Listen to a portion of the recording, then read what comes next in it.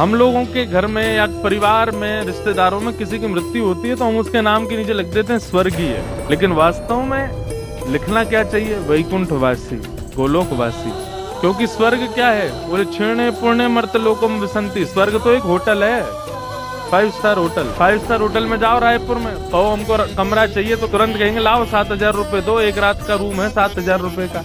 आप उसको 7,000 दो, एक रात चाहे कुछ करो, कूदम मचाओ, कूदो फिरो, खाओ पियो, आनंद करो। लेकिन जैसे ही सुबह होगी 12 बजे तुरंत आपको फोन आएगा, भैया चेकआउट टाइम हो गया, निकलो। आप कहोगे एक आध घंटा और रहने दो यार, 7,000 दिए। बोले 7,000 12 बजे तक के लिए दिए थे, अब 12 बज गए, अब जाओ यहाँ से। आप कहोगे मैं नहीं जा रहा, तो क्या होगा?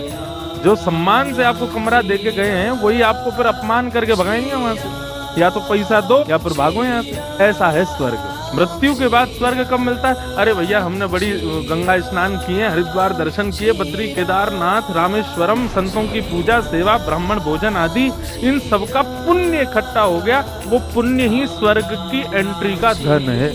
हाँ भाई, तुमने जीवन भर जो है ये किया है, इतने ब्राह्मण भोजन कराए, संतों को प्रणाम किया, इतने असहाय लोगों की सहायता की, गरीबों को दान दक्षिणा दी, इतनी तीर्थ यात्रा की, इन सबका इतना पुण्य होता है। चलो तुमको 15 दिन के लिए स्वर्ग मिलेगा, इतना ही है तुम्हारा बैंक बैलेंस। 15 दिन खूब खाओ पियो, आनंद करो, उधम मचाओ, बुढ़ापा आएगा नहीं, दाढ़ी मूछ आएंगी नहीं, मोटापा होगा नहीं, कुछ भी खाओ, कुछ भी पहनो पियो, सब करो। लेकिन जैसे ही 15 दिन पूर्ण होंगे स्वर्ग के चित्र के तुम आएंगे। बोले भैया 2 घंटे का पुण्य और रह गया तुम्हारा, 2 घंटे बाद स्वर्ग से जाना पड़ेगा। बोले महाराज मुझे तो एक आध दिन और रहने दो।